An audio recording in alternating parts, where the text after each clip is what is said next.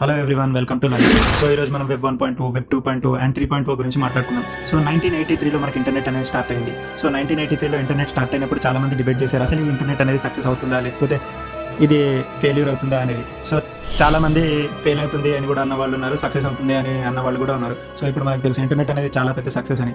And ఈ 1983లో internet వచ్చిన తర్వాత ఇంటర్నెట్లో వెబ్సైట్స్ అండ్ వెబ్ పేజెస్ రావడం మొదలెట్టాయి. సో 1989లో మనకు ఫస్ట్ వెబ్ 1.2 అనేది ఇంట్రడ్యూస్ అయింది. సో వెబ్ 1.2లో అన్ని స్టాటిక్ పేజెస్ మాత్రమే ఉంటాయి. మీకు క్వశ్చన్ రావచ్చు, అరే స్టాటిక్ పేజెస్ ఏంద్రా భయ్, కొత్తగా మనకు అర్థం అవ్వట్లేదు అని. సో స్టాటిక్ పేజెస్ అంటే ఏం లేదు, మనం స్టాటిక్ పేజెస్లో జస్ట్ ఆ కంటెంట్ని చూడగలం. అంటే read only mode, like it's more like a text book.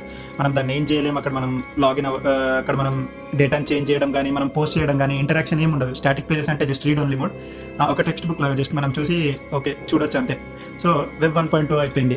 And web 1.2 అయిపోయిన తర్వాత వెబ్ 2.2 అనేది మనకు వచ్చింది. ఇలా వెబ్ 2.2 రావడంతో వెబ్ 2.2 అని second generation world wide web అని పిలవడం మొదలెట్టారు. ఎందుకు అంటే, సో మీకు ఇప్పుడు క్వశ్చన్ రావచ్చు, వెబ్ 1.2కి వెబ్ 2.2కి తేడా ఏంటి అని. సో వెబ్ 1.2లో మనకి స్టాటిక్ వెబ్సైట్స్ మాత్రమే ఉంటాయి, అండ్ వెబ్ 2.2లో డైనమిక్ వెబ్సైట్స్ కూడా ఉంటాయి. ఈ డైనమిక్ వెబ్సైట్ ఏంటి, స్టాటిక్ వెబ్సైట్ ఏంటి అనే క్వశ్చన్ మీకు వచ్చి ఉండొచ్చు. సో డైనమిక్ వెబ్సైట్ అంటే యూజర్స్ ఇంటరాక్ట్ అవ్వచ్చు, లైక్ ఈ యూజర్స్ ఇంటరాక్ట్ అవ్వచ్చు అండ్ యూజర్స్ చాట్ చేసుకోవచ్చు. సో ఇలా చాలా డిఫరెంట్ ఇంటరాక్షన్స్ అనేవి మనకి వెబ్సైట్స్లో రావడం స్టార్ట్ అయ్యాయి. సో దీనికి బెస్ట్ ఎగ్జాంపుల్ ఏంటి అంటే వెబ్ 2.2కి ఫేస్బుక్ అనమాట. ఫేస్బుక్ 2004లో వెబ్ 2.2 కాన్సెప్ట్స్ని బేస్ చేసుకొని వెబ్సైట్ చేశారు. అలా ఫేస్బుక్ అనేది చాలా సక్సెస్ఫుల్ అయింది. ఫేస్బుక్ తర్వాత ట్విట్టర్, యూట్యూబ్ ఇట్లాంటివి చాలా వచ్చాయి. ఇవన్నీ వెబ్ 2.2 బేస్డ్ వెబ్సైట్స్ అనమాట. సో ఇది మొత్తం వెబ్ 2.2.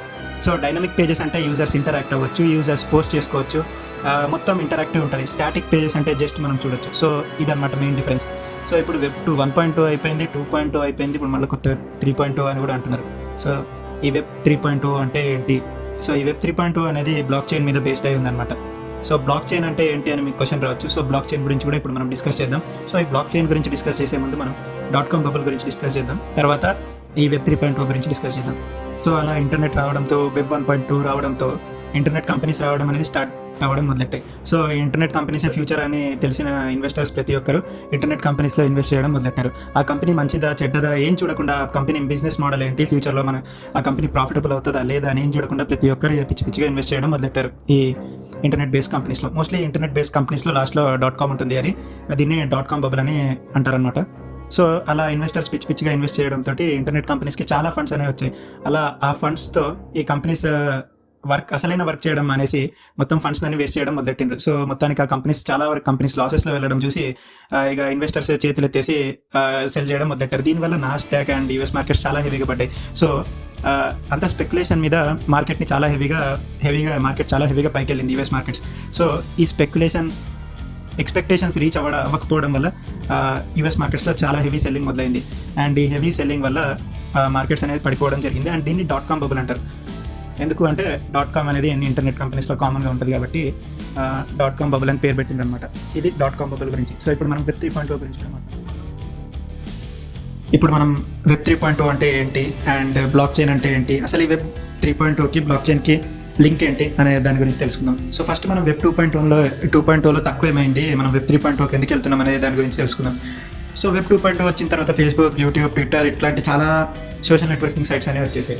సో ఇవన్నీ వెబ్ 2.2 బేస్డ్ కాన్సెప్ట్ మీదే వర్క్ అవుతాయి. సో ఇవన్నీ ఏం చేస్తాయంటే ఫ్రీగా వాటి సర్వీసెస్ని ప్రొవైడ్ చేస్తాయి, మనం యూస్ చేయొచ్చు. But instead of collecting money, వాళ్ళు మన డేటాను కలెక్ట్ చేస్తున్నారు. డేటా తొక్కలది, నా డేటా ఏముంటుంది, వాళ్ళకి మన డేటా పోతే పోయింది అని మనకు అనిపించచ్చు, బట్ వాళ్ళు మాత్రం ఆ డేటాని యూస్ చేసుకుంటారు. ఎలా యూస్ చేసుకుంటారు అనేది చెప్తా. సో ఫస్ట్ మనం ఎప్పుడైనా ఏదైనా దేని గురించి అయినా సెర్చ్ చేసినప్పుడు, ఫేస్బుక్లో ఏదైనా పోస్ట్ పెట్టినప్పుడు మన గురించి ఉన్న డేటా అంతా ఫేస్బుక్ వాళ్ళు కలెక్ట్ చేస్తారు. ఈ కలెక్ట్ చేసిన డేటాని ప్రిసైజ్ యాడ్స్ వేయడానికి వాడతారు. అండ్ ఆ యాడ్స్ మనకి కరెక్ట్గా చూపిస్తాయి. సో మనం ఈ మధ్య చూస్తుండొచ్చు, ఏమైనా సెర్చ్ చేస్తే అమెజాన్లో కానీ ఎక్కడైనా సెర్చ్ చేస్తే, ఏదైనా యాప్ యూజ్ చేసేటప్పుడు మన న్యూస్ ఫీల్డ్లో వచ్చేస్తుంది యాడ్, మనం ఎగ్జాక్ట్గా సెర్చ్ చేసిన యాడ్ వస్తుంది. సో ఇక్కడ ఏమవుతుందంటే మన ప్రైవసీని వీళ్ళు లాగేసుకుంటున్నారు. సో ఈ ప్రైవసీ అనేది మనకి ఇంటర్నెట్లో కూడా చాలా ఇంపార్టెంట్ అనమాట. సో ఈ ప్రైవసీ ఇష్యూ వల్ల మనం వెబ్ 3.2కి మూవ్ అవుతున్నాం. సో వెబ్ 3.2 అనేది మన ప్రైవసీని కాపాడుతుంది అనమాట. సో ఈ వెబ్ 2.2లో ఈ సోషల్ నెట్వర్కింగ్ కంపెనీస్కి మన డేటానే వాటికి రెవెన్యూ జనరేట్ చేస్తుంది. బట్ వెబ్ 3.2లో మన డేటా మనదే, మన డేటాకి ఓనర్ మనమే, మన పర్మిషన్ లేకుండా ఎవరు మన డేటా వాడలేరు అనే కాన్సెప్ట్ మీద వెబ్ 3.0 ఇంప్లిమెంట్ చేయాలి అనుకుంటున్నారు. వెబ్ 3.0 గురించి మాట్లాడుకుందాం. అండ్ వెబ్ 3.0కి బ్లాక్ చైన్కి రిలేషన్ ఏంటి అనేది కూడా మాట్లాడదాం. సో బ్లాక్ చైన్ గురించి ఫస్ట్ మాట్లాడుకుందాం మనం. బ్లాక్ చైన్ అంటే ఏంటి అంటే ఒక డీసెంట్రలైజ్డ్ సిస్టమ్ అనమాట, డీసెంట్రలైజ్డ్ నెట్వర్క్. సో ఈ సెంట్రలైజ్డ్ నెట్వర్క్ ఏంటి, డీసెంట్రలైజ్డ్ నెట్వర్క్ ఏంటి అనే దాని గురించి మాట్లాడుకుందాం. సెంట్రలైజ్డ్ నెట్వర్క్ అంటే ఏం లేదు. సో ఇప్పుడు మనం సపోజ్ ఏదైనా ట్రాన్సాక్షన్, బ్యాంక్ ట్రాన్సాక్షన్ ఏదైనా చేస్తున్నాం అనుకోండి, ఇదంతా ఒకటే సర్వర్లో స్టోర్ అయి ఉంటుంది.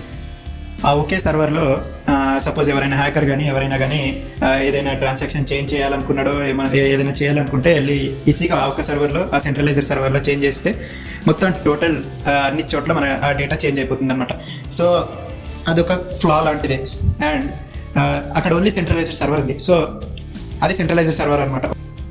సో ఇప్పుడు డీసెంట్రలైజ్డ్ ఆర్కిటెక్చర్ ఏంటి అంటే ఇది మనం బ్లాక్ చైన్ టెక్నాలజీలో యూస్ చేస్తాం. ఈ డీసెంట్రలైజ్డ్ ఆర్కిటెక్చర్లో ఏంటి అంటే మన డేటా చాలా బ్లాక్స్లో డివైడ్ చేస్తారు. సో దీన్నే ఈ డీసెంట్రలైజ్డ్ ఆర్కిటెక్చర్ని మనం బ్లాక్ చైన్లో యూస్ చేస్తాం. సో ఈ బ్లాక్ చైన్లో ఏంటి అంటే మన డేటా కొన్ని బ్లాక్స్లలో స్టోర్ అయి ఉంటుంది. అండ్ ఆ ఒక్కొక్క బ్లాక్లో మన డేటా ఉంటుంది, ఒక హ్యాష్ వాల్యూ ఉంటుంది, అండ్ ప్రీవియస్ బ్లాక్ ఒక హ్యాష్ వాల్యూ ఉంటుంది. సో ఇలా మన డేటా అనేది బ్లాక్స్లో డిఫరెంట్ సర్వర్స్లో స్టోర్ అయి ఉంటుంది అనమాట. ఒక సెంట్రలైజ్డ్ సర్వర్లో స్టోర్ అయి ఉండదు. సపోజ్ మనం ఒక పర్టికులర్ సర్వర్లో మనం డేటా చేంజ్ చేసామనుకోండి, అది ఒక చోట చేంజ్ చేస్తే ప్రతి చోట చేంజ్ అవ్వదు. ఎందుకు అంటే ప్రతి ఒక్క ఆ డేటా అనేది ప్రతి ఒక్క బ్లాక్లో చాలా ప్లేసెస్లో స్టోర్ అయింది. ఈ డీసెంట్రలైజ్డ్ ఆర్కిటెక్చర్లో మనకు వెబ్ 3.0 రాబోతుంది. అండ్ ఈ వెబ్ 3.0లో సేమ్ ఒక సెంట్రలైజ్డ్ సర్వర్ అనేది ఉండదు. ఈ డేటా అనేది డిస్ట్రిబ్యూటెడ్ నెట్వర్క్లో ఉంటుంది, అంటే డీసెంట్రలైజ్డ్ సర్వర్స్లో స్టోర్ అయి ఉంటుంది.